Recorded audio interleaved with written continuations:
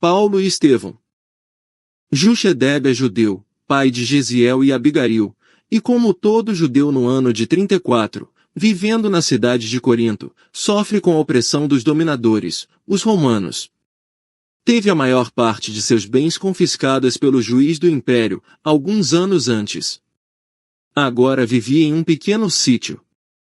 Abigail cuidava dos afazeres domésticos e Gesiel da lavoura e pequenos animais que geravam o sustento necessário aos três. O patriarca carregava em seu íntimo uma revolta contra os desígnios divinos, para com seu povo e sua família. Revolta esta que se confrontava, em seu íntimo, com os estudos dos Velhos Testamentos que exortavam à resignação. Em protesto em uma audiência pública, após expor sua inconformidade com os fatos ocorridos, houve a sentença que o condena a entregar seu único bem, o pequeno sítio. No caminho de retorno ao lar, espancado, machucado e revoltado, decide atear fogo às pastagens do juiz romano Licínio Minúcio, o que resulta em grande incêndio. Algumas poucas horas depois, os soldados romanos já levam a jovem Abigail, seu irmão Gesiel e seu pai para a prisão. Juxedebe, muito abatido pelo longo dia, e pelo remorso de colocar os filhos em situação crítica, adormece no duro chão da cela. Abigail e Gesiel, certos de que o julgamento que os espera pela manhã será duríssimo, buscam na justiça divina o fortalecimento da fé. Juxedebe é torturado e condenado junto com Gesiel a se tornarem escravos nas galés. Abigail é jogada à rua e segue perturbada sem saber aonde ir, sem o irmão e sem o pai que morre logo a seguir, sem lar para retornar. O que fazer? Segue para a casa de Zacarias e Ruth que tiveram um jovem filho assassinado pelos romanos e que desejam retirar-se da cidade. Abigail roga ao casal que a levem junto. E estes, comovidos pela narrativa de Abigail, decidem acolhê-la como uma filha que preencherá os corações sofridos de todos. Gesiel contemplou a morte do pai, e a irmã foi largada na rua sem destino ou pouso certo. Nunca lágrimas tão doloridas haviam cortado a face do jovem judeu. Após um mês na prisão, suas feridas estavam cicatrizadas e Gesiel foi transferido para as galés. O trabalho duro nos remos da embarcação foi encarado como oportunidade divina de cooperar com a obra de Deus. A fé e a bondade de Gesiel acalmavam os ânimos de todos os remadores escravizados pelos romanos. Um político influente adoece no navio em que Gesiel estava e o escravo é escolhido para cuidar dele. Sua dedicação é tanta que o doente se cura, porém Gesiel é acometido pela doença, sendo condenado a ser atirado ao mar para que não se alastrasse a doença para os outros tripulantes. O político curado, sabendo da condenação, interfere para que Gesiel fosse deixado no próximo porto. O político ainda deu um dinheiro para que ele pudesse sobreviver enquanto se acomodava na nova morada. Gesiel, em Jope, pede ajuda a um homem que diz que pode guiá-lo até os homens do caminho, que são os únicos capazes de acolhê-lo. Chamando-o de irmão como faziam os primeiros cristãos, e devido a seu estado de saúde, decide levá-lo até Jerusalém onde haveria condições de tratar sua doença. Contudo, esse mesmo homem leva todo o dinheiro de Gesiel. Em Jerusalém, Pedro e Tiago recebem Gesiel naquele que era o primeiro grande núcleo humanitário. Recebia velhos, doentes, paralíticos, enfermos de toda a ordem e famintos do corpo e da alma. Gesiel ocupou o leito simples, mas aciado recebendo todos os cuidados necessários. Gesiel, durante os delírios de febre, recita os escritos de Isaías, chamando a atenção dos apóstolos. Se afeiçoa a Simão Pedro, por seu extremado cuidado com os doentes. Algumas semanas se passam e Gesiel se recupera. Em momento oportuno, Pedro indaga sobre as citações do profeta Isaías que Gesiel proferiu durante o delírio, e este diz a Pedro, que gosta dos escritos do profeta pela beleza das promessas da vinda de um Messias, que Gesiel aguarda desde a infância.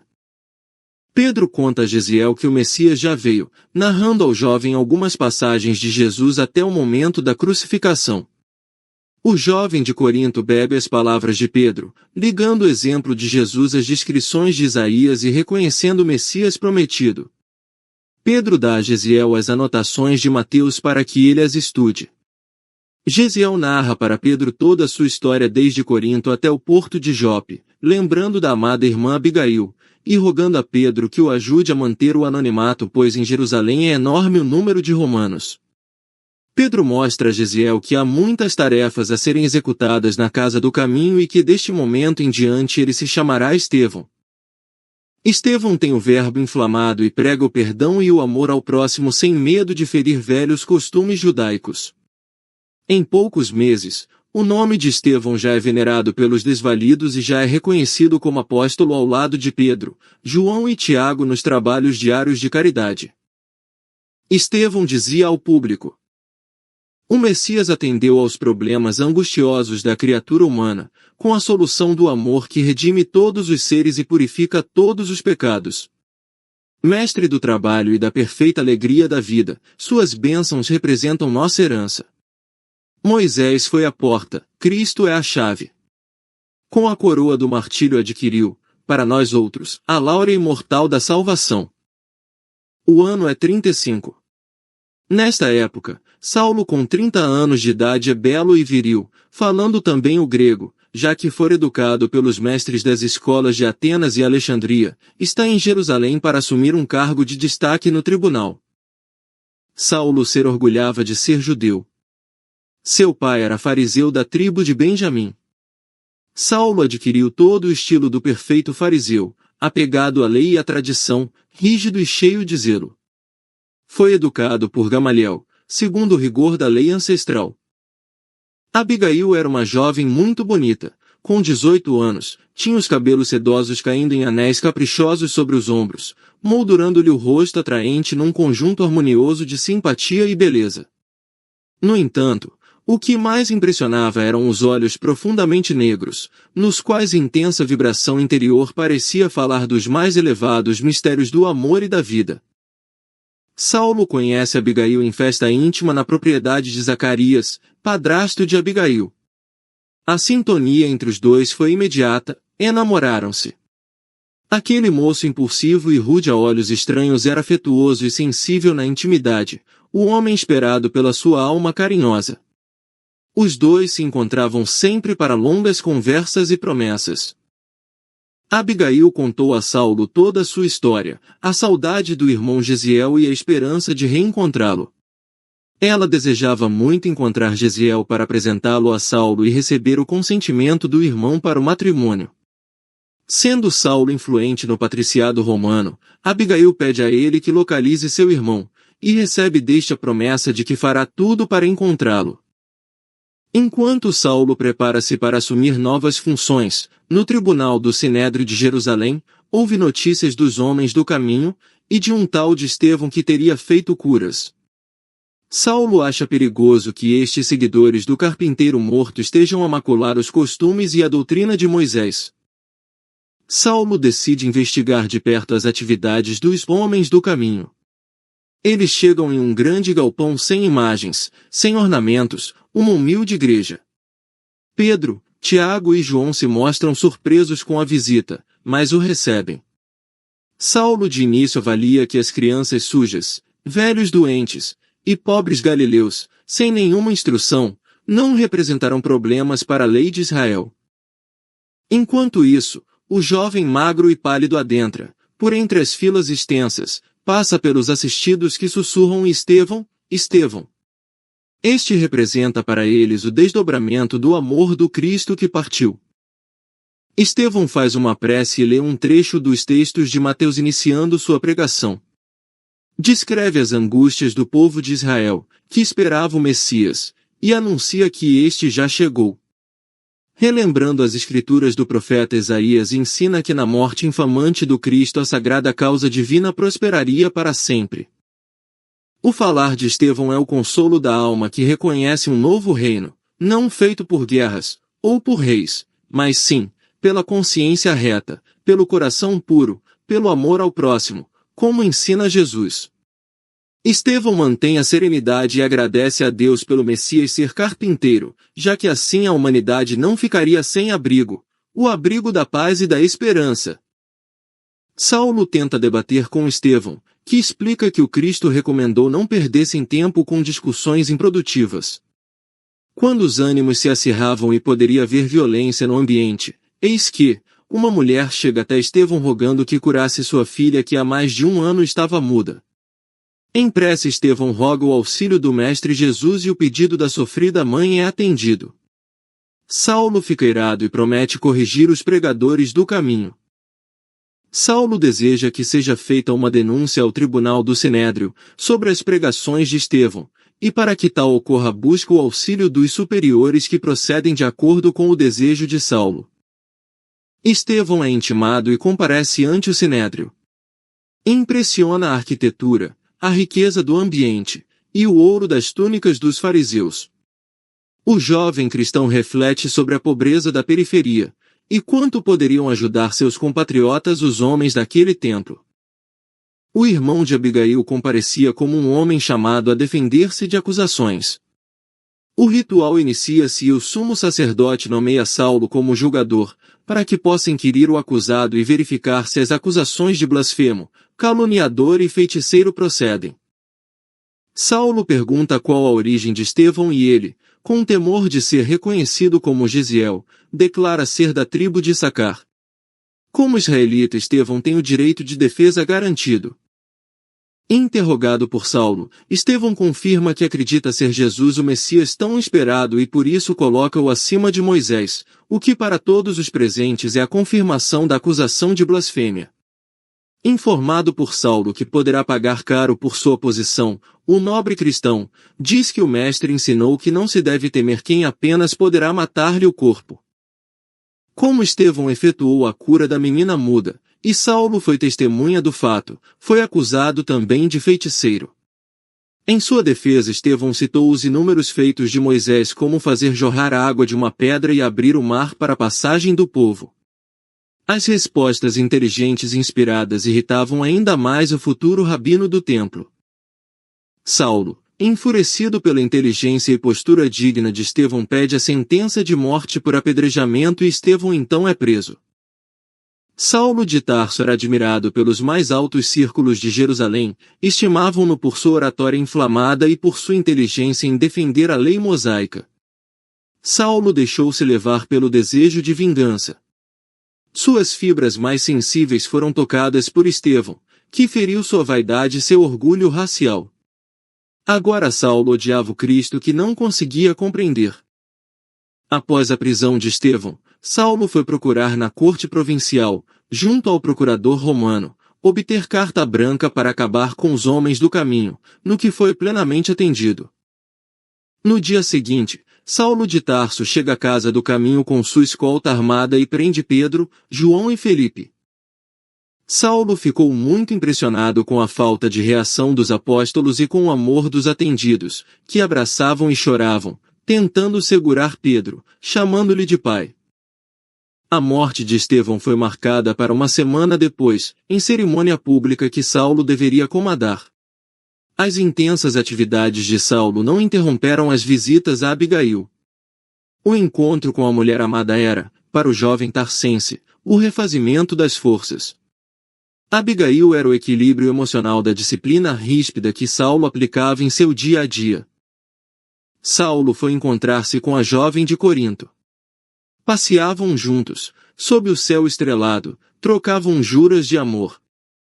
Saulo pede para Abigail que esteja ao seu lado no ritual de apedrejamento de Estevão, visto que lá estarão todos seus amigos fariseus e representantes de todas as sinagogas.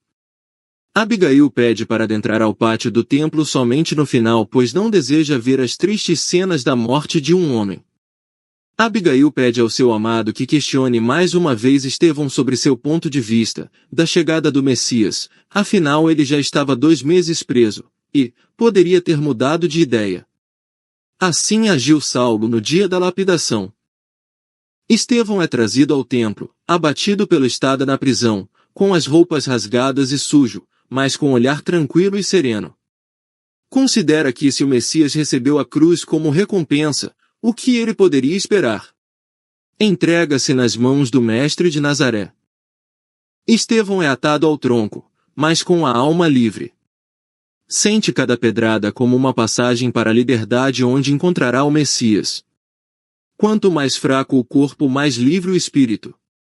Até o momento em que Estevão reconhece, pelas descrições de Pedro, o próprio mestre iluminado que lhe afaga a testa. Abigail entra após o apedrejamento e olha aquele sofredor ensanguentado, barbudo, seminu e sujo e reconhece, é Jesiel seu irmão. O espanto, o medo, verdadeiro terror lhe toma o coração. Quase sem voz pede a Saulo para falar com seu irmão que está ali atado ao tronco. Saulo, acreditando ser um engano, pede aos soldados que recolham o corpo, semi-morto, para uma sala no interior do templo.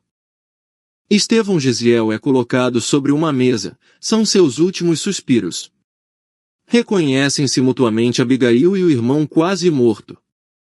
Saulo fica sem reação pelo inesperado, como Deus pudera pregar-lhe tamanha peça, questionava-se no íntimo.